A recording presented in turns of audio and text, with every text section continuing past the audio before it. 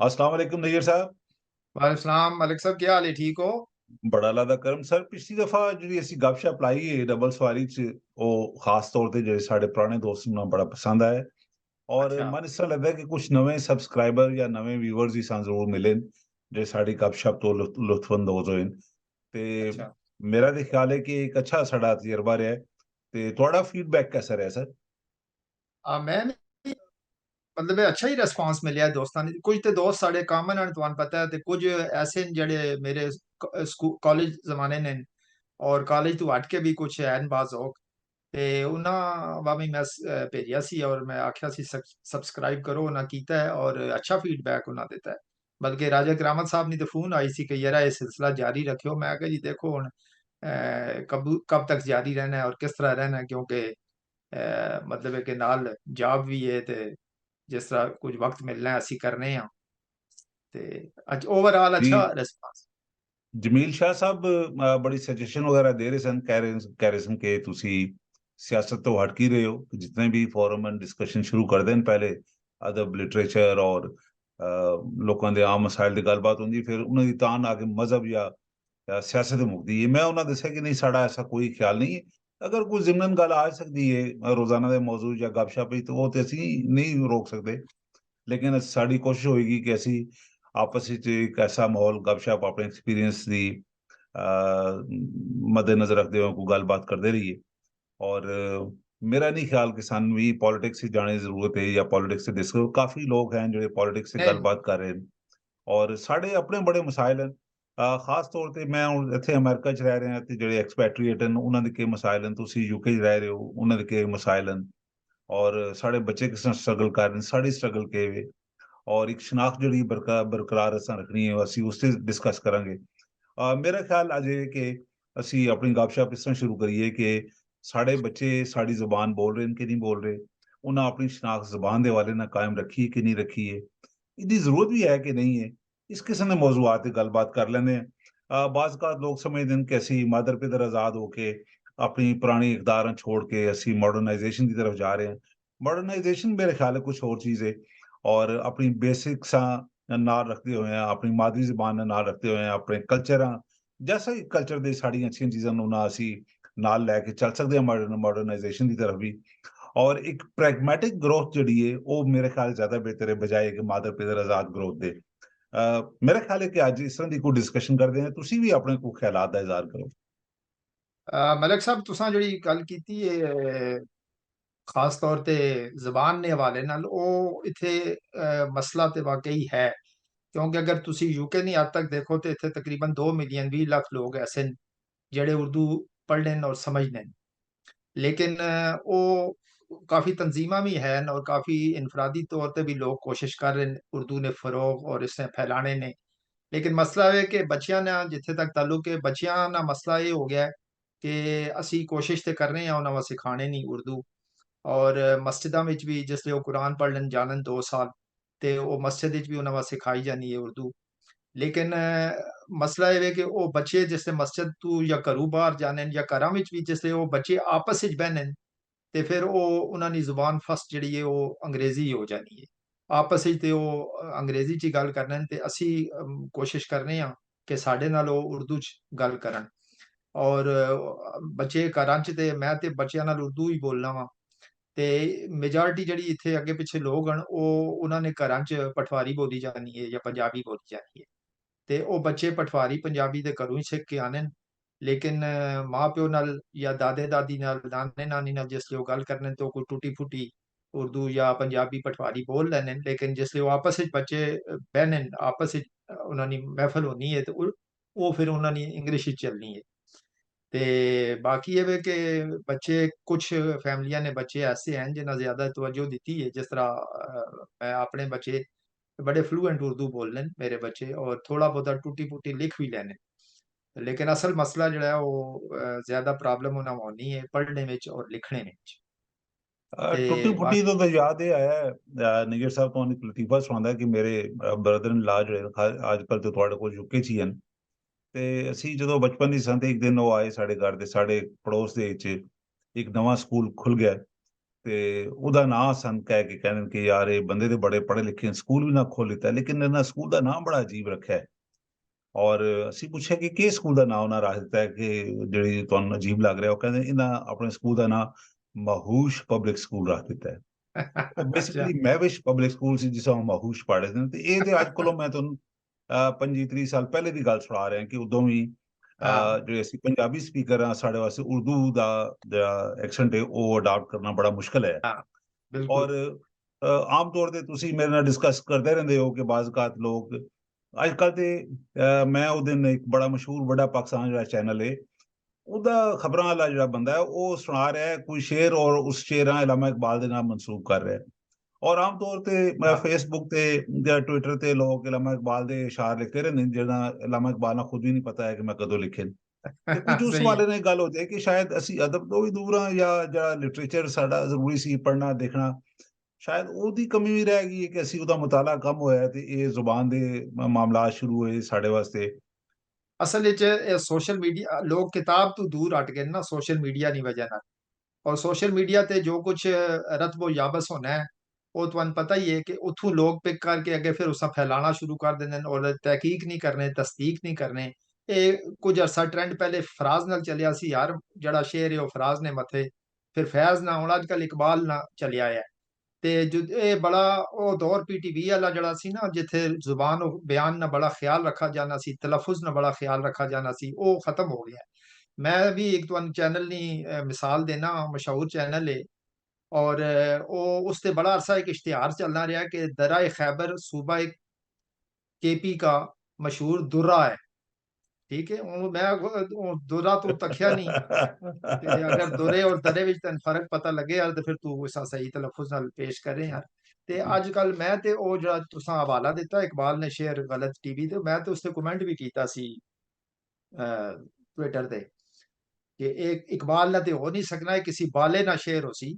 ਕਿਉਂਕਿ ਇਕਬਾਲ ਦਾ ਰੰਗ ਤੇ ਉਹ ਮਤਲਬ ਹੈ ਕਿ ਸੈਕੜਿਆਂ ਸ਼ੇਰਾਂ ਵਿੱਚ ਪਹਿਚਾਣਿਆ ਜਾਂਦਾ ਉਸ ਨਾਲ ਅਲੱਗ ਰੰਗ ਜਿਹੜਾ ਹੈ। ਤੇ ਲੋਕ ਇਸ ਪਾਸੇ ਬਸ ਉਹ ਦੇਖਾ ਦੇਖੀ ਅੱਗੇ ਕਾਪੀ ਪੇਸਟ ਤੇ ਲੱਗੇ ਨੇ, ਕਿਤਾਬ ਅੱਛਾ, ਦੀ ਕੁਝ ਦੂਰੀ ਨਾ ਨਤੀਜੇ। ਨਈਰ ਸਾਹਿਬ ਇਹ ਇਸ਼ੂ ਤੇ ਨਹੀਂ ਹੈ ਕਿ ਅਸੀਂ ਪਾਕਿਸਤਾਨ ਹੀ ਜਦੋਂ ਰਹੇ ਹਾਂ ਤੇ ਕੌਮੀ ਜ਼ਬਾਨ ਉਰਦੂ ਅਡਾਪਟ ਕਰਦੇ ਰਹੇ ਹਾਂ, ਜਿਹਦੀ ਵਜ੍ਹਾ ਤੋਂ ਅਸੀਂ ਆਪਣੀ ਪੰਜਾਬੀ ਜ਼ਬਾਨ ਤੋਂ ਤੇ ਬਿਲਕੁਲ ਦੂਰ ਹੋ ਗਏ। ਔਰ ਪਾਕਿਸਤਾਨ ਵਿੱਚ ਇੱਕ ਦੋ ਜ਼ਮਾਨਾ ਸਾਡੇ ਬਚਪਨ ਐਸਾ ਵੀ ਆਇਆ ਕਿ ਜਿਹੜਾ ਪੰਜਾਬੀ ਬੋਲਦਾ ਹੈ ਉਸ ਨੂੰ ਲੋਕ ਜਾਹਿਲ ਸਮਝਦੇ, ਔਰ ਜੋ ਅੰਗਰੇਜ਼ੀ ਦੀ ਅਮੇਜ਼ਿਸ਼ ਕਰਦਾ ਹੈ ਗੱਲਬਾਤ ਉਹ ਮਾਡਰਨਾਈਜੇਸ਼ਨ ਦੀ ਤਰਫ ਨਜ਼ਰ ਆਉਂਦਾ ਸੀ ਕਿ ਬੜਾ ਪੜ੍ਹਾ ਲਿਖਾ ਹੈ ਤੇ ਵਿੱਚ ਟੋਟਕੇ ਵਿੱਚੋਂ ਸੜਦਾ ਹੈ ਥੈਂਕ ਯੂ ਸ਼ੈਂਕ ਯੂ ਦੇ ਤੇ ਅਸੀਂ ਭੁੱਲ ਹੀ ਗਏ ਹਾਂ। ਅੱਛਾ, ਫਿਰ ਮੈਂ ਬਚਪਨ ਦੇ ਮੈਨੂੰ ਯਾਦ ਹੈ, ਤੁਸੀਂ ਮੇਰੀ ਇਸ ਗੱਲ ਨੂੰ ਸੈਕਿੰਡ ਕਰੋਗੇ ਕਿ ਨਾਂ ਵੀ ਲੋਕਾਂ ਦੇ ਪੰਜਾਬੀ ਚ ਆਉਂਦੇ ਹੈ, ਜਿਹੜੇ ਮਾਂ-ਬਾਪ ਨਾਂ ਰੱਖਦੇ। ਫਿਰ ਜਿਹੜੀ ਸੋ ਕਾਲਡ ਇਸਲਾਮਾਈਜੇਸ਼ਨ ਜ਼ਿਆਉ ਲੱਗਣੀ ਸ਼ੁਰੂ ਕੀਤੀ ਹੈ, ਉਹਦਾ ਇੱਕ ਜ਼ੁਲਮ ਬਾਕੀ ਮਜ਼ਾਲਮ ਵੀ ਅਸੀਂ ਡਿਸਕਸ ਕਰਦੇ ਰਹਾਂਗੇ ਉਸ ਵਿੱਚ, ਜੋ ਡਿਫਰੈਂਟ ਕਲਚਰ ਲੈ ਕੇ ਆਏ। ਕਲਚਰ ਉਹ ਵੀ ਹੈ ਕਿ ਅਰੈਬਿਕ ਨਾਵਾਂ ਦਾ ਵੀ ਬੜਾ ਲੋਕਾਂ ਦਾ ਸ਼ੌਕ ਪੈ ਗਿਆ। ਫਿਰ ਉਹ ਇੱਕ ਡਰਾਮਾ ਦੇਖਣੇ ਦਾ ਕਲਚਰ ਪਾਕਿਸਤਾਨ ਉਸ ਜ਼ਮਾਨੇ ਡਿਵੈਲਪ ਹੋਇਆ। ਫਿਰ ਡਰਾਮੇ ਜਿਹੜਾ ਮਸ਼ਹੂਰ ਹੀਰੋ ਹੀਰੋਇਨ ਹੁੰਦੇ ਸੀ ਉਹਦਾ ਵੀ ਨਾਂ ਰੱਖਣੇ ਦਾ ਸ਼ੌਕ ਪੈ ਗਿਆ। ਤੇ ਆਸਤੇ ਆਸਤੇ ਅਸੀਂ ਆਪਣੇ ਪੰਜਾਬੀ ਨਾਂ ਜਿਹੜੇ ਮਾਂ-ਬਾਪ ਰੱਖਦੇ ਉਹਨਾਂ ਤੋਂ ਦੂਰ ਹਟ ਗਏ। ਔਰ ਪੰਜਾਬੀ ਨਾਂ ਹੁਣ ਵੀ ਅਗਰ ਕੋਈ ਬੰਦਾ ਕਿਸੇ ਦਾ ਐਸਾ ਮੁਹੰਮਦ ਬੂਟਾ ਜਾਂ ਕੋਈ ਐਸਾ ਨਾਂ ਹੋਵੇ ਤੇ ਅਸੀਂ ਕਹਿੰਦੇ ਹਾਂ ਕਿ ਇਹ ਕੋਈ ਅਨਪੜ੍ਹ ਫੈਮਿਲੀ ਨਾਲ ਇਹਦਾ ਤਲਕ ਕਿ ਇਹ ਪੜ੍ਹਾ ਲਿਖਾ ਨਹੀਂ ਹੋਏਗਾ। ਤੇ ਕਿਆ ਇਸ ਤਰ੍ਹਾਂ ਹੀ ਅਸਲ ਵਿੱਚ ਨਹੀਂ ਹੈ ਕਿ ਅਸੀਂ ਅਸਲ ਵਿੱਚ ਉਰਦੂ ਦੇ ਹੋਇਆ ਹੈ ਨਾ ਚੱਕਰ ਕਿ 'ਚ ਆਪਣੀ ਪੰਜਾਬੀ ਵੀ ਭੁਲਾ ਬੈਠੇ ਹਾਂ? ਇਹ ਬਿਲਕੁਲ ਸਹੀ ਗੱਲ ਹੈ ਔਰ ਅਸੀਂ ਇੱਕ ਕਿਸਮ ਨੇ ਅਹਿਸਾਸੇ ਕਮਤਰੀ ਵਿੱਚ ਸ਼ਿਕਾਰ ਹੋ ਗਏ ਹਾਂ ਪੰਜਾਬੀ ਦੇ ਹਵਾਲੇ ਨਾਲ, ਕਿਉਂਕਿ ਇਸਾਂ ਇਹ ਪੋਰਟਰੇ ਕੀਤਾ ਗਿਆ ਕਿ ਇਹ ਬਦਤਮੀਜ਼ੀ ਦੀ ਜ਼ੁਬਾਨ ਹੈ। ਤੇ ਅਸੀਂ ਉਸ ਵਿੱਚ ਤੁਸੀਂ ਦੇਖੋ ਨਾ ਸਿੰਧ ਵਿੱਚ ਸਿੰਧੀ ਵਿੱਚ ਤਾਲੀਮੀ ਨਿਜ਼ਾਮ ਜਿਹੜਾ ਪ੍ਰਾਇਮਰੀ ਤੱਕ ਉਹ ਸਿੰਧੀ ਪੜ੍ਹਾਈ ਜਾਣੀ ਹੈ, ਸਿੰਧੀ ਵਿੱਚ ਪੜ੍ਹਾਇਆ ਜਾਣਾ ਨਿਸਾਬ। ਤੇ ਇਸੀ ਤਰ੍ਹਾਂ ਲੇਕਿਨ ਅਸੀਂ ਜਿਹੜੇ ਆ ਉਹ ਪੰਜਾਬੀ ਨਾ ਸਾਡੇ ਦਾਨਸ਼ਵਰ ਬੋਲਨੇ ਨਾ ਸਾਡੇ ਵੱਡੇ ਜਿਹੜੇ ਅਹੁਦਿਆਂ ਤੇ ਬਿਰਾਜਮਾਨ ਲੋਕ ਹਨ ਉਹ ਬੋਲਨੇ ਔਰ ਨਾ ਪਬਲਿਕ ਵਿੱਚ ਉਹ ਬੋਲੀ ਜਾਂ ਪੜ੍ਹਾਈ ਜਾਣੀ ਹੈ। ਤੇ ਇਸੀ ਵਜ੍ਹਾ ਨਾਲ ਅਸੀਂ ਕਿਉਂਕਿ ਇੱਕ ਕਿਸਮ ਦਾ ਅਹਿਸਾਸ ਕਮਤਰੀ ਹੈ ਇਸ ਵਿੱਚ। ਤੇ ਇਹ ਨਹੀਂ ਹੋਣਾ ਚਾਹੀਦਾ ਕਿਉਂਕਿ ਜ਼ੁਬਾਨਾਂ ਬਲਕਿ ਮੈਂ ਤੇ ਕਹਿਣਾ ਇਹ ਜਦ ਤੱਕ ਜਿਸ ਤਰ੍ਹਾਂ ਯੂਰਪ ਵਿੱਚ ਹੈ ਕਿ ਤੁਹਾਨੂੰ ਇੱਥੇ ਸਕੂਲਾਂ ਵਿੱਚ ਪ੍ਰਾਇਮਰੀ ਸਕੂਲ ਵਿੱਚ ਚੋਇਸ ਦਿੱਤੀ ਜਾਣੀ ਹੈ ਕਿ ਤੁਸੀਂ ਫ੍ਰੈਂਚ, ਸਪੈਨਿਸ਼ ਜਾਂ ਇਟਾਲੀਅਨ ਵਿੱਚੋਂ ਲੈਟਿਨ ਵਿੱਚੋਂ ਇੱਕ ਜ਼ੁਬਾਨ ਬੱਚਿਆਂ ਪੜ੍ਹਾਈ ਜਾਣੀ ਹੈ ਨਾਲ ਇਖਤਿਆਰੀ ਤੌਰ ਤੇ ਅਸੀਂ ਵੀ ਮਤਲਬ ਅਗਰ ਪੰਜਾਬ ਵਿੱਚ ਜਿਹੜਾ ਤਾਲੀਮੀ ਨਿਜ਼ਾਮ ਹੈ ਉਸ ਵਿੱਚ ਨਵਾਂ ਆਪਸ਼ਨ ਦਿੱਤੀ ਜਾਣੀ ਚਾਹੀਦੀ ਹੈ ਕਿ ਤੁਸੀਂ ਸਿੰਧੀ, ਪਸ਼ਤੋ ਜਾਂ ਬਲੋਚੀ ਚੋਂ ਇੱਕ ਪੜ੍ਹੋ ਤੇ ਦੂਏ ਸੂਬਿਆਂ 'ਚ ਵੀ ਇਸੇ ਤਰ੍ਹਾਂ त्रै ਜ਼ਬਾਨਾਂ ਜਿਹੜੀਆਂ ਦੂਏ ਸੂਬਿਆਂ ਦੀਆਂ ਉਹਨਾਂ ਵਿੱਚੋਂ ਸਿੰਧੀ ਵਿੱਚ ਅਗਰ ਸਿੰਧ ਵਿੱਚ ਤਾਲੀਮ ਹੈ ਤੇ ਉੱਥੇ ਤੁਹਾਨੂੰ ਚਾਇਸ ਦਿੱਤੀ ਜਾਣੀ ਚਾਹੀਦੀ ਹੈ ਕਿ ਪੰਜਾਬੀ ਬਲੋਚੀ ਔਰ ਪਸ਼ਤੋ ਚੋਂ ਇੱਕ ਸਿੱਖੋ ਤਾਂ ਕਿ ਇੰਟੈਗ੍ਰੇਸ਼ਨ ਹੋਵੇ ਆਪਸ ਵਿੱਚ ਤੇ ਇਹ ਬੜਾ ਜ਼ਰੂਰੀ ਹੈ ਔਰ ਪੰਜਾਬੀ ਤੇ ਵਿੱਚ ਤੁਹਾਨੂੰ ਪਤਾ ਹੈ ਕਿ ਬੜਾ ਅਦਬ ਨਾਲ ਬੜਾ ਜ਼ਖੀਰਾ ਹੈ ਪੰਜਾਬੀ ਵਿੱਚ ਲੇਕਿਨ ਅਸੀਂ ਸਾਡੇ ਲੋਕ ਜ਼ਾਹਿਰ ਜਿਹੜੇ ਨੇ ਉਹ ਉਸ ਤੋਂ ਨਾਬਲਦ ਹੈ ਸਰ ਵਾਰਿਸ ਸ਼ਾਹ ਜਿਹੜੇ ਨੇ ਉਹਨਾਂ ਵਾ ਪੰਜਾਬੀ ਦਾ ਲੋਕ ਸ਼ੇਕਸਪੀਅਰ ਕਹਿੰਦੇ ਨੇ, ਲੇਕਿਨ ਮੇਰਾ ਤਾਂ ਖਿਆਲ ਹੈ ਕਿ ਸ਼ੇਕਸਪੀਅਰ ਦੇ ਵਿੱਚ ਉਹ ਡੈਪਥ ਨਹੀਂ ਹੈ ਜੋ ਵਾਰਿਸ ਸ਼ਾਹ ਦੇ ਕੋਲ ਹੈ। ਔਰ ਮਨ ਨਹੀਂ ਪਤਾ ਕਿ ਲੋग ਕਿਉਂ ਵਾਰਿਸ ਸ਼ਾਹ ਸ਼ੇਕਸਪੀਅਰ ਨਾਲ, ਬਲਕਿ ਸ਼ੇਕਸਪੀਅਰ ਦੋਨੋਂ ਅਮਸਰ ਹਨ। ਔਰ ਮੈਂ ਤੇ ਸਮਝਦਾ ਕਿ ਵਾਰਿਸ ਸ਼ਾਹ ਤੇ ਕਈ ਹਜ਼ਾਰ ਗੁਣਾ ਉਹਨਾਂ ਕੋਲੋਂ ਮਿਸਟਿਸਿਜ਼ਮ ਵਿੱਚ ਔਰ ਮੀਨਿੰਗਸ ਵਿੱਚ ਔਰ ਤਸੱਵੁਫ ਵਿੱਚ ਬਹੁਤ ਅੱਗੇ ਨੇ ਉਹਨਾਂ ਕੋਲੋਂ। ਕੋਈ ਸੁਪਰ ਨੈਚੁਰਲ ਐਲੀਮੈਂਟ ਵੀ ਨਜ਼ਰ ਨਹੀਂ ਆਉਂਦੇ ਜਿਸ ਤਰ੍ਹਾਂ ਵਿਲੀਅਮ। ਮੈਂ ਸ਼ੇਕਸਪੀਅਰ ਤੇ ਮੈਂ ਕ੍ਰਿਟਿਸਿਜ਼ਮ ਨਹੀਂ ਕਰ ਰਿਹਾ, ਲੇਕਿਨ ਮੈਂ ਕਹਿ ਰਿਹਾ ਕਿ ਉਸਨੇ ਆਸਰੇ ਲਿੱਤੇ ਕਿ ਸੁਪਰ ਨੈਚੁਰਲ ਐਲੀਮੈਂਟਸ ਦੇ ਲੋਕਾਂ ਆਪਣੀ ਗੱਲ ਬਿਆਨ ਕਰ ਰਹੇ ਨੇ। ਤੇ ਵਾਰਿਸ ਸ਼ਾਹ ਕੋਲ ਤਾਂ ਐਸੀ ਗੱਲ ਕੋਈ ਨਹੀਂ। ਵਾਰਿਸ ਸ਼ਾਹ ਦੇ ਬਿਲਕੁਲ ਪਲੇਨਲੀ ਆਪਣੀ ਗੱਲ ਦੱਸਦੇ ਨੇ ਕਿ ਆ ਜਾਓ ਜਿਸ ਤਰ੍ਹਾਂ ਉਹ to be or not to be ਹੈ। ਤੇ ਇਹਨਾਂ ਵੀ ਬੜੇ ਜ਼ਬਰਦਸਤ ਅੰਦਾਜ਼ 'ਚ ਆਪਣੀਆਂ ਗੱਲਾਂ ਕਰ ਦਿੱਤੀਆਂ ਹਨ ਗੱਲ ਇਹ ਔਰ ਨਾ ਮਲਕ ਬਿਲਕੁਲ ਸਾਹਿਬ के मतलब है पंजाबी ये नुकसान इसी ना ये पंजाबी ना पढ़ने ना नुकसान है ना कि ਅਸੀਂ ਪੰਜਾਬੀ ਪੜ੍ਹ ਨਹੀਂ ਸਕਨੇ ਸਾਨੂੰ ਪਤਾ ਨਹੀਂ ਵਾਰਿਸ ਸ਼ਾਹ ਕੇ ਲਿਖਿਆ ਹੈ ਮੀਆਂ ਮੁਹੰਮਦ ਬਖਸ਼ ਕੇ ਲਿਖਿਆ ਹੈ ਸ਼ਾਹ ਹੁਸੈਨ ਕੇ ਲਿਖਿਆ ਹੈ ਸੁਲਤਾਨ ਬਾਹੂ ਕੇ ਲਿਖਿਆ ਹੈ ਉਹ ਸਨ ਬੜਾ ਪੜ੍ਹਨੇ ਵਿੱਚ ਸਮਝਣਾ ਤੇ ਬਾਅਦ ਨਿਕਾਲਣੇ ਨਾ ਪੜ੍ਹਨੇ ਵਿੱਚ ਹੀ ਬੜੀ ਦੁਸ਼ਵਾਰੀ ਆਣੀ ਹੈ ਕਿ ਔਰ ਉਸ ਦਾ ਨਤੀਜਾ ਜਿਹੜਾ ਅਸੀਂ ਪੰਜਾਬੀ ਤੋਂ ਦੂਰ ਆ ਉਸ ਦਾ ਇਹ ਨਤੀਜਾ ਨਾ ਕਿ ਇੱਕ ਬੜੇ ਅਦਬ ਨੇ ਜ਼ਖੀਰੇ ਤੋਂ ਅਸੀਂ ਮਹਿਰੂਮ ਹੋ ਗਏ ਤੇ ਨਹੀਂ ਸਾਹਿਬ ਇਸ ਤਰ੍ਹਾਂ ਤੇ ਨਹੀਂ ਹੋਇਆ ਕਿ ਜਿਹੜਾ ਅਸੀਂ ਜਿਹੜਾ ਰਸਮੁਲ ਖਤ ਹੈ ਉਹ ਅਰੈਬਿਕ ਕਰ ਦਿੱਤਾ, ਪੰਜਾਬੀ ਦਾ ਵੀ ਗੁਰਮੁਖੀ ਤੋਂ ਅਸੀਂ ਹਟ ਗਏ। ਤੇ ਉਹ ਵੀ ਤਾਂ ਇੱਕ ਵਜ੍ਹਾ ਨਹੀਂ ਹੈ ਕਿ ਅਸੀਂ ਉਰਦੂ ਦੇ ਵਿੱਚ ਇਤਨੀ ਸਲਾਹੀਅਤ ਹੀ ਨਹੀਂ ਕਿ ਪੰਜਾਬੀ ਦੇ ਲਫ਼ਜ਼ਾਂ ਲਿਖ ਸਕੇ ਔਰ ਐਕਸੈਂਟ ਕ੍ਰੀਏਟ ਕਰ ਸਕੇ। ਇਹ ਵੀ ਇੱਕ ਵਜ੍ਹਾ ਨਹੀਂ ਹੈ। मेरा नहीं ख्याल कि कोई बड़ी वजह है क्योंकि अक्सर उर्दू और पंजाबी ने जड़े हैन अल्फाबेट्स वो तकरीबन मतलब इको जैसे बहुत घट फर्क है उन्हां च ते जाहिर है कि उर्दू और अरबी ने भी अल्फाबेट्स हो इन तकरीबन बहुत सारे मिलने जुलने बस ये इसा सिर्फ ये कि पढ़ाया नहीं जा रहा ना असी इसा नजरअंदाज कर देता है एज ए जुबान और साढ़े दिमागां बिठा दी गई है कि ये बदतमीजी नहीं जुबान है ਤੇ ਅਸੀਂ ਉਹ ਆਪੂ ਵੀ ਬੋਲਨੇ ਤੂੰ ਹਿਚਕਿਚਾਨੇ ਆ ਔਰ ਅੱਗੇ ਬੱਚਿਆਂ ਨਾਲ ਵੀ ਬੋਲਨੇ ਤੂੰ ਮਤਲਬ ਹੈ ਕਿ ਨਹੀਂ ਬੋਲਨੇ ਆ ਅਸੀਂ ਅੱਛਾ, ਮੈਂ ਇੱਕ ਜ਼ੁਬਾਨਾਂ ਦੀ ਵਜ੍ਹਾ ਤੋਂ ਬਜਾਏ ਕਿ ਅਸੀਂ ਇੱਕ ਦੂਸਰੇ ਕਲੋਜ਼ ਆਉਂਦੇ, ਇੱਕ ਦੂਸਰੇ ਕਲਚਰ ਸਮਝਦੇ, ਤੁਸੀਂ ਬੜੀ ਅੱਛੀ ਗੱਲ ਕੀਤੀ ਕਿ ਅਗਰ ਹਰ ਸੂਬੇ ਦੇ ਵਿੱਚ ਇਹ ਇਖਤਿਆਰੀ ਮਜ਼ਾਮੀਨ ਦੇ ਤੌਰ ਤੇ ਮੁਖਤਲਿਫ ਜ਼ਬਾਨਾਂ ਹੋਣ ਤੇ ਲੋਕ ਸਿੰਧੀ ਕਲਚਰ ਪੰਜਾਬ ਵਾਲੇ ਸਿੱਖ ਲੈਣ, ਸਿੰਧ ਵਾਲੇ ਪੰਜਾਬੀ ਕਲਚਰ ਅਸੀਂ ਖੁਸ਼ਹਾਲ ਖਾਨ ਖਟਕਾਂ ਪੜ੍ਹ ਲੈਂਦੇ, KPK ਦੇ ਵਿੱਚ ਪੰਜਾਬੀ ਵਾਰਿਸ ਸ਼ਾਹ ਮਸ਼ਹੂਰ ਹੋ ਜਾਂਦੇ ਔਰ ਅਸੀਂ ਇੱਕ ਕਿਸਮ ਦੀ ਕੌਮ ਜਿਹੜੀ ਹੈ ਯਗਾਨਕਤ ਦਾ ਸ਼ਿਕਾਰ ਹੋ ਜਾਂਦੀ, ਇੱਕ ਦੂਜੇ ਦੇ ਸਾਹਮਣੇ ਨਜ਼ਦੀਕ ਆ ਜਾਂਦੀ।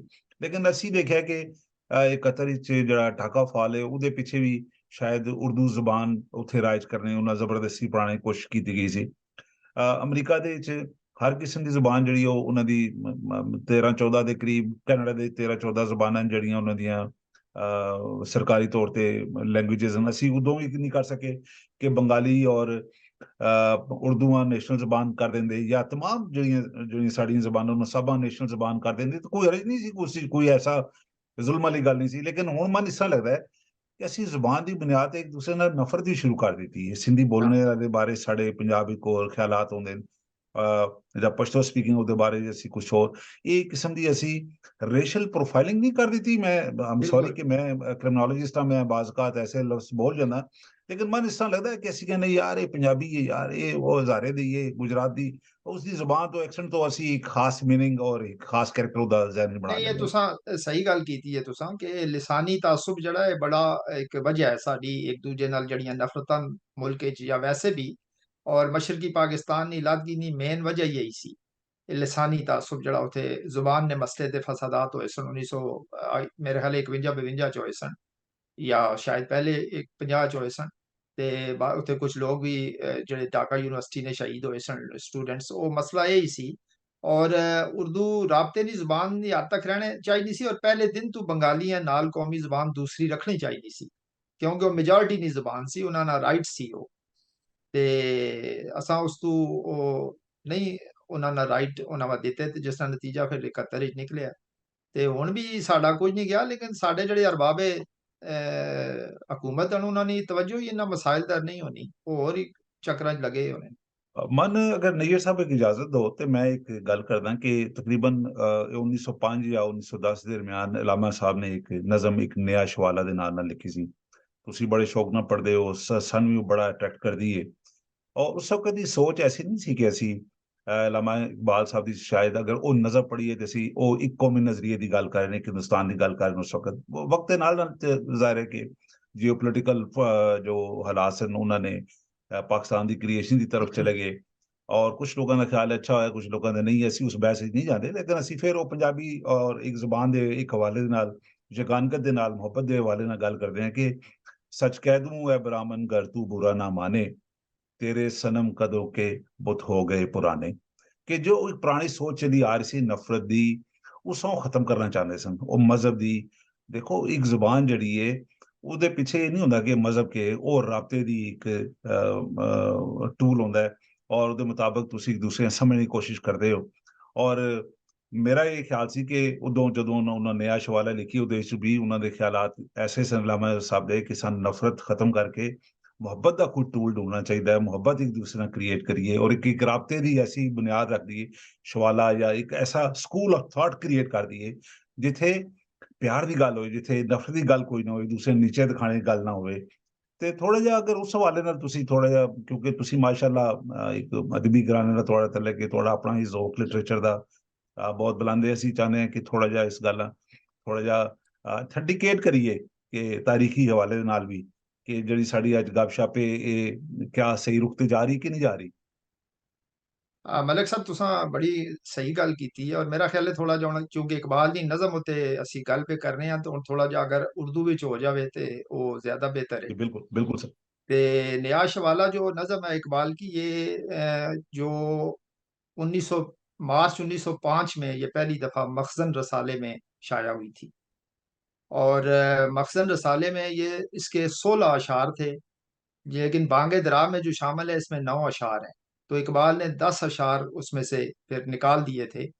تو تھوڑا سا میں آپ کو مخزن رسالے کے بارے میں بھی بتا دوں کہ یہ اس کے ایڈیٹر تھے سر عبد القادر، اقبال کے دوست بھی تھے اور بڑی ادبی شخصیت بھی تھے، اور ان کی حیثیت کا اندازہ آپ اس سے لگائیں کہ اقبال کا پہلا مجموعہ بانگ درا اس کا دیباچہ انہوں نے لکھا تھا سر عبد القادر نے، اور صدر ایوب کے دور میں ہمارے ایک وزیر قانون تھے اور وزیر خارجہ بھی رہے ہیں منظور قادر، یہ ان کے بیٹے تھے۔ تو آپ نے بالکل یہ صحیح کہا ہے کہ نیا شوالہ جو ہے وہ اقبال کے ابتدائی جو خیالات تھے وطن کے بارے میں، وطنیت کے بارے میں، بحیثیت ایک نیشنلسٹ لیڈر کے جو وطن کے بارے میں سوچتا تھا، اس کی یہ ایک نمائندہ نظم ہے۔ لیکن اس نظم کو سمجھنے کے لیے کچھ اور نظموں کو بھی دیکھنا چاہیے، جیسے اس کی صدائے درد بالکل ہے، اس کی حمالہ ہے، ہندی ترانہ ہے، اس قسم کی نظموں کو بھی دیکھنا چاہیے۔ اور دوسرا جو آپ نے اس میں اقبال نے نا، ویسے آج کے دور میں اقبال کی اس نظم کی معنویت اور اہمیت ختم ہو گئی ہے، کوئی اہمیت نہیں ہے اس نظم کی، لیکن یہ اپنے انداز بیان کے حوالے سے بڑی مؤثر ہے اور دلکش ہے، کیونکہ اقبال نے جس طرح اس میں علامات سے کام لیا ہے اور جو استعارے استعمال کیے ہیں وہ بڑے زوردار ہیں۔ تو یہ اقبال کے ابتدائی نظریات تھے جس میں وہ ایک قومی نظریے کا وہ ذکر کرتے ہیں۔ ابھی جو شعر آپ نے پڑھا تھا کہ صنم کدہ، اب صنم کدہ سے مراد ان کی کوئی بت خانہ نہیں تھا، صنم کدہ سے مراد ان کی پورا ہندوستان تھا۔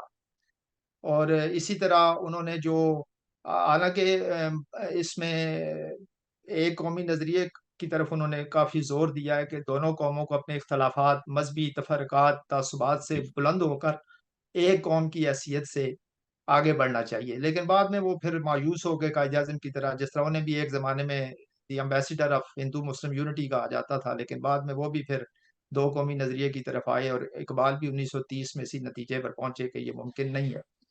تو یہ بات ٹھیک ہے آپ کی کہ اس میں اور اس نظم میں جو انہوں نے ایک قومی نظریے کا تصور دیا تھا، اسے کانگریس نے بڑا اس کا پرچار کیا اور اسے آگے بڑھایا، اور اس نے جو ہندوستان کا باشعور طبقہ تھا، دانشور تھے، وہاں سے لے کے عوام تک، عام لوگوں تک بھی اس نظم نے انہیں متاثر کیا۔ لیکن ہمارے جو دوسرے طرف سے ہندوستان کی طرح ہندو جو دانشور تھے، انہوں نے اس پہ تنقید بھی بڑی کی ہے، تو وہ آپ اس پہ کوئی روشنی ڈالیں، پھر میں تنقید کے حوالے جی، سے میں کوئی میرا آپ کو. میرا نظریہ ایسا ہے، آپ نے بڑا زبردست اس پہ تاریخی حوالے سے بھی روشنی ڈالی، اور مذہب کے جو اس نظم میں میٹافرز اور سملی کا استعمال ہے، اس کو علامہ اقبال کی جو شخصیت ہے اس کی عکاسی آپ نے کی ہے، اور کس طرح اس نظم کو ایکسیپٹ کیا اکراس دا سب کانٹیننٹ لوگوں نے. اور یہ شروع کی باتیں ہیں جب علامہ صاحب بھی ابھی ابھی تک ایک آزاد انڈیا کی بات کر رہے تھے، اور ایک یہ ہم آہنگی کی بات کر رہے تھے، پیار محبت کی بات کر رہے تھے. بعد میں تو پولیٹیکل سچویشن اور آگئی. میرا جو نظریہ یہ ہے اس نظم کے بارے میں وہ یہ ہے کہ کیا، میرا سوال بھی اپنے آپ سے بھی یہی ہے، اور میں سب لوگوں سے یہ سوال کرتا ہوں کہ کیا یہ نظم ریلیونٹ ہے، کیونکہ اب ہمارے ملک میں بھی 4 صوبے ہیں، 5واں صوبہ ہم نے گلگت بلتستان کا بنا لیا ہے، کشمیر ہمارے ساتھ ہے. ہم ایسے بات کرتے ہیں کہ ہم کشمیری ہیں، ہم سندھی ہیں، ہم بلتی ہیں، اس طرح کی ہم باتیں کرتے ہیں. پاکستانی کی بات کوئی نہیں کرتا. ہم امریکہ میں آئے ہیں، جیسے ہی آپ ایئرپورٹ پہ لینڈ کریں ہر بندہ کہتا ہے میں امریکن ہوں. کوئی اسٹیٹس کی بات نہیں کرتا، میں فلانٹ اسٹیٹ سے ہوں. کسی کے ایکسنٹ سے آپ سمجھ جاتے ہیں کہ یہ اس جگہ کا ہوگا، لیکن کوئی اس کو یہ نہیں کہتا کہ بھائی آپ فلان جگہ کے. Every body is American. اور یو کے میں بھی شاید ایسے ہی ہے کہ آپ بتائیں گے کہ ایسے ہی ہوگا. لیکن ہمارے ملک میں ہم پہلے صوبوں میں بٹ گئے ہیں، پھر ہم ضلعوں میں بٹ گئے ہیں، پھر لسانی طور پہ جو آپ نے آج بڑے اچھے طریقے سے لسانیت پہ بات کی تھی، ہم لسانیت کو کوئی زیادہ اہمیت دے گئے ہیں کہ ہم کوئی پٹواری جو ہے وہ مارشل ریس ہے، اور جو سندھی ہے وہ اس میں یہ کوالٹی ہے، اور کے پی کے لوگوں میں یہ کوالٹی ہے، اور دوسرے کو نیچے سمجھتے ہیں. اس نظم میں جو ایک حوالہ جو مجھے آج بھی ریلیونٹ لگتا ہے کہ اس میں علامہ صاحب فرماتے ہیں ایک نیا شوالہ اس دیش میں بنا دیں. وہی میٹافر کی بات، شوالا کا مطلب یہ نہیں ہے کہ اسکول بنانا ہے، ہاں بیکن بالکل، ہاؤس سسٹم، یا اس کا یہاں مطلب پہ گڈ پورے اسکول ہندوستان بنانا کو ہے. کہ ہاں. ایک اسکول آف تھاٹ ہو جہاں پہ محبت کی بات ہو، جہاں پہ یگانکت کی بات ہو. تو میں ہاں سمجھتا ہوں کہ جو ہمارے ملک کے 2 ٹکڑے ہو گئے، اور اب پھر ہم ایک چکر میں ہیں کہ اس ملک میں یہ ٹھیک ہے، وہ غلط ہے، فلاں ایسا ہے. تو کیا ایسا نہیں ہے کہ ہمیں ایک شوالے کی پھر ضرورت پڑ گئی ہے، ایک نئے اسکول آف تھاٹ کی ضرورت پڑ گئی ہے. ہمیں ایسے لیڈرز کی ضرورت ہے، ہمیں ایسے تھنکرز کی ضرورت ہے. ہمیں بیانی کی ضرورت نہیں، اسکول آف تھاٹ کی میں ہاں بات کر رہا ہوں. بیانیہ جو ہے وہ الیکشن جیتنے کے لیے ہے، لوگوں کو بیوقوف بنانے کے لیے ہے. ایک جس طرح عام طور پہ پریشر کوکر میں سیفٹی والو ہوتا ہے، تو سیفٹی والو اس وقت آن ہوتا ہے جب کوکر کے اندر پریشر زیادہ ہوتا ہے. تو بیانیہ بھی ایسا ضرور ہے کہ وہ آپ کو ایک ریلیف دیتا ہے، ٹائملی ریلیف دیتا ہے، اور مومنٹریلی ہوتا ہے بیسیکلی. لیکن جو شوالا یا اسکول آف تھاٹ میں بات کرتا ہوں، تو وہ جو آپ نے شروع میں کہہ دیا کہ علامہ صاحب نے جو سملیز اور میٹافرز یوز کیے ہیں وہ اتنی اسٹرانگ ہے کہ وہ ریلیونسی ان کی ختم ہونے جا ہی نہیں رہی.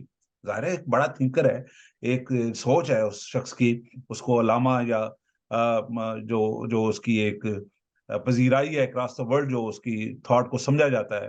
پھر میں شیکسپیئر اور علامہ اقبال کے حوالے سے بات کرتا ہوں کہ عام طور پہ ہمارے ٹیچرز جو ہیں، ہمارے ٹیچرز میں آپ کے فادر بشیر صاحب بھی شامل ہیں. میں نے پیراڈائز لاسٹ ان سے پڑھی ہے. تو ان لوگوں کا خیال یہ ہے کہ جو علامہ کے پاس جو تھاٹ ہے یا ڈیپنس ہے وہ شیکسپیئر کے پاس ہمیں نظر نہیں آتی. آج ہمارا موضوع نہیں ہے وہ، شوالا کے حوالے سے بات کرتے ہیں. وہ شوالا یا جو اسکول آف تھاٹ ہے وہ آپ کو نظر آ رہا ہے دائیں بائیں کہ ایسے لوگ ہیں جو ہمیں لے کے جائیں گے محبت یگانگی کی طرف، پاکستانیت کی طرف. نہیں، اور نہیں نظر آ رہا جی. بڑی مایوس کن صورتحال ہے. اور اقبال نے جس طرح یہ کہا ہے نا کہ غیریت کے پردے ایک بار پھر اٹھا دے، بچھڑوں کو پھر ملا دے، نقش دوئی مٹا دے. کہ جی یہ نقش دوئی جو ہے نا، دوئی کا تصور اصل میں تصوف سے آیا ہے کہ خدا کے علاوہ بھی ایک ذات موجود ہے، مطلب انہی. تو اقبال کہہ رہے ہیں کہ یہ دوئی جو ہے نا یہ مٹا کے، اور پاکستان کے حوالے سے اگر اس کے تناظر میں آپ بات کرتے ہیں تو یہ بڑا ضروری ہے کہ ہم یہ دوئی کا جو نقش ہے مٹا دیں. یعنی چاروں صوبوں کے لوگ یا پانچوں صوبوں کے جو بھی جتنے بھی ہیں، یہ ایک دوسرے کو ایک قوم بن کر دکھائے. ہم بدقسمتی سے ایک قوم نہیں بن سکے. ہمارا ہجوم ہے، قوم تو ہے کوئی نہیں. تو یہ اس نظم پہ اس زمانے میں نا جو آپ نے کہا علامات علامہ نے استعمال کیے ہیں، بڑی تنقید بھی ہوئی تھی. تو سب سے پہلے اصل میں ایک ڈاکٹر تھے، ڈاکٹر سنہا. انہوں نے ایک کتاب لکھی تھی انگریزی میں، اقبال. تو اس میں انہوں نے بڑی تنقید کی تھی کہ اقبال نے ہندوؤں کو یہ کہا ہے کہ مذہبی اپنی عبادات اور رسوم چھوڑ دیں، تو یہ نشانیوں کو ترک کر دیں. تو اس نے یہ کہا تھا کہ اتحاد اور اتفاق کی خاطر ہم اپنی مذہبی ان چیزوں کو نہیں چھوڑ سکتے. تو یہ اقبال نے گستاخی کی ہے. تو کچھ لوگوں نے اس وقت جواب دیا کہ ڈاکٹر سنہا جو ہے وہ اقبال کی اس نظم کے مفہوم کو نہیں سمجھ سکے، انہوں نے ظاہری الفاظ پر زور دیا ہے۔ اور اسی طرح ایک اور تھے پروفیسر گیان چند جین، تو انہوں نے بھی تنقید کی تھی کہ انہوں نے کہا تھا کہ یہ ہم سے مطالبہ کرنا کہ ہم اتحاد کی خاطر یہ اپنی مذہبی رسومات یا علامات ترک کر دیں، یہ ایسا کہ پرانی ہو گئی ہیں، یہ ایسا ہی ہے جیسے ہم مسلمانوں سے کہیں کہ کعبہ پرانا ہو گیا اسے چھوڑ دو، تو یہ نہیں ہو سکتا۔ تو اصل بات یہ ہے کہ انہوں نے حقیقت کو سمجھنے میں وہ غلطی کی ہے کہ اقبال جو ہے وہ کس طرف اشارہ کر رہے ہیں۔ اسی طرح بت کے حوالے سے انہوں نے کہا جی کہ مورتی ہماری مقدس چیز ہے، تو اس کو بت سے تشبیہ دینا یا بت کہنا یہ غلط ہے۔ تو بت اصل میں وہ ایک علامت کے طور پہ استعمال کیا ہے۔ اور اسی طرح شوالہ جو ہے، شوالہ سے بھی مراد، نیا شوالہ سے مراد یہ نہیں کہ نیا بت خانہ بنائیں، اس سے مراد یہ ہے کہ نیا ہندوستان بنائیں، جس میں تمام طبقے یا تمام قومیں مذہبی منافرت تعصبات سے بالا تر ہو کر، ذات پات سے بالا تر ہو کر ایک قوم کی حیثیت سے وہ رہیں۔ تو بنیادی طور پر اصل میں اس نظم کا میسج یہی تھا کہ مذہبی تعصبات کو ختم کر کے محبت و اخوت اور اتحاد و یگانگت کے گیت گائے جائیں۔ آخری شعر اس کا دیکھیں نا، جس میں وہ کہتے ہیں کہ شکتی بھی شانتی بھی بھگتوں کے گیت میں ہے، دھرتی کے باسیوں کی مکتی پریت میں ہے، کہ پریت میں ہے۔ ہماری نجات جو ہے وہ محبت میں ہے، یگانگت میں ہے۔ تو جب ہم نے صبح اب آج جب ہم نے اپنا بات چیت شروع کی اس وقت بھی ہم نے زبانوں کے حوالے سے بات کی، اور زبانیں میٹھی ہوتی ہیں، ہم یہ سمجھتے ہیں کہ چاہے وہ پوٹھواری زبان ہو، چاہے وہ سرائکی ہو، اور چاہے وہ سندھی زبان ہو، پشتو زبان ہو، اس کا میسج آفاقی ہوتا ہے، اور زبان میٹھی ہوتی ہے، اور اس کی جڑیں مضبوط ہوتی ہیں، اور وہ لوگوں کے دلوں سے آ رہی ہوتی ہیں، وائبز ہوتی ہیں، تو جن کو سمجھنا ضروری ہے۔ میں ایک دفعہ ایک پروگرام ٹی وی پہ دیکھ رہا تھا جس میں فردوس جمال مرحوم جو ہیں وہ کہہ رہے ہیں کہ جو زبان ہے اس کے راگ بھی ہوتے ہیں، اور وہ پشتو کی بارے میں بتا رہے تھے۔ اب مجھے تو اتنا راگ کی سمجھ نہیں، انہوں نے کچھ راگ بھی بتائے کہ اس راگ میں یہ پشتو آتی ہے، تو اس کا مطلب یہ ہے کہ سندھی بھی کسی راگ میں ہے، اور پنجابی کی جو سرائکی وہ بھی کسی راگ پہ بیس ہے، اور انڈیا کی ساری زبانوں میں کوئی نہ کوئی وہ بتا رہے ہیں کہ یہ راگ اور یہ چیزیں استعمال ہوتی ہیں۔ تو اگر ہم دیکھیں تو یہ تو اللہ تعالیٰ کی طرف سے ودیعت کی ہوئی چیزیں ہیں، اس سے تو آپ نے رابطہ اور ایک دوسرے کے دلوں کو چھیڑنا ہے جا کے، اور دلوں میں رہنا ہے، بجائے یہ کہ آپ ان کو نفرت کا ٹول بنا لیں۔ اور آج بڑی اچھی گپ شپ نیر صاحب نے اپنے لگائی، اور آپ کے جو انٹلیکچولیزم ہے ہم نے اس کا بھی فائدہ آج اٹھا لیا، اور آپ کی جو اسٹڈی ہے وہ بھی کھل کے ذرا سامنے آ رہی ہے۔ میں سارے دوست چاہتے بھی یہی ہیں کہ میں آپ کو اس طرح چھیڑوں کہ آپ نے جو کچھ پڑھا ہوا ہے وہ لوگوں میں اسپریڈ بس آؤٹ جی، ہو جائے، ان کو بھی ملک پتہ جی میں چل تو جائے۔ ادنا سا ہمارے طالب میرے علم ہوں۔ میں سوری تھوڑا سا لمبا بات کروں گا، اور پھر جو ہماری یہ خواہش ہے کہ ہمارے بچے بھی یہ پروگرام ضرور دیکھیں، اور ان کو بھی پتہ چلے کہ ہمارے والدین کے کیا خیالات ہیں، ہم کس ایرا سے بلانگ کرتے ہیں، ہماری گروتھ کیسی ہوئی ہے، ہم کیا سوچتے ہوئے بڑے ہوئے ہیں، اور ہم کیا آپ چاہتے ہیں اپنے بچوں کی جانب سے کہ وہ کس طرح اپنے آپ کو کیری فارورڈ کریں اس معاشرے میں۔ جدیدیت کی ہم نے بات کی، ہم نے ترقی کی بات کی، تو اس حوالے سے میں سمجھتا ہوں نیر صاحب کہ آپ نے بڑی اچھی رہنمائی فراہم کی ہے، اور پنجابی بھی چاہے اس کا کوئی ڈائلیکٹ ہو، وہ محبت کا ڈائلیکٹ ہے، وہ محبت کا میسج ہے، وہ ایک دوسرے کے نزدیک آنے کا، ایک دوسرے سے نفرت کرنے کا نہیں ہے کہ ہم کہہ دیں کہ یہ جو زبان والے ہیں ان میں تو جو برائی ہے، برائی نہیں کسی میں نہیں ہے۔ جس طرح آپ نے علامہ اقبال کی بات کی، تو اس کا جو پازیٹیو کریٹیسزم ہے وہ آج ہم کر رہے ہیں۔ آپ نے دو تین مثالیں جو دیں وہ انہوں نے اپنی سوچ کے مطابق بات کی۔ کسی بات کو اگر ہم نے بال میں سے وہ کہتے ہیں کھال کھینچنے والی بات ہو تو پھر تو کسی چیز کو بھی کیا جا سکتا ہے، لیکن میرا یہ خیال ہے کہ یہ محبت کی باتیں زبانوں سے ہی دلوں میں جاتی ہیں۔ بالکل ملک صاحب، ہمارے ملک کے حوالے سے اگر آپ بات کریں نا، تو چاروں صوبوں کی زبانیں جو ہیں وہ بڑی میٹھی اور بڑی اچھی زبانیں ہیں، اور چاروں زبانوں میں بڑا ذخیرہ ہے ادب کا۔ اور ہمیں افسوس ہے کہ ہم جیسے جنہیں کتاب سے شغف ہے، ہم جیسے لوگ بھی جو رحمان بابا یا خوشحال خان خٹک یا سچل سرمست یا دوسرے یا بلوچی جو شاعر ہیں ان سے ناواقف ہیں کہ انہوں نے کیا لکھا ہے، اور اسی طرح وہ ہمارے پنجابی شاعروں سے ناواقف ہیں۔ تو یہ ساری زبانیں مل کر اور ساری قومیں مل کر ایک گلدستہ بناتی ہیں وہ، ٹھیک ہے نا، جس طرح، اور اسی سے ملک کی اور قوم کی خوبصورتی ہوتی ہے۔ وہ گلہائے رنگا رنگ سے ہے زینت چمن، ٹھیک ہے نا؟ تو یہ ہمیں کوئی بھی کم تر زبان نہیں ہے، کوئی بھی بدتمیزی کی زبان نہیں ہے، ساری زبانوں میں بڑا وسیع ذخیرہ ہے، اور ہماری بدقسمتی ہے کہ ہم اس سے محروم ہیں۔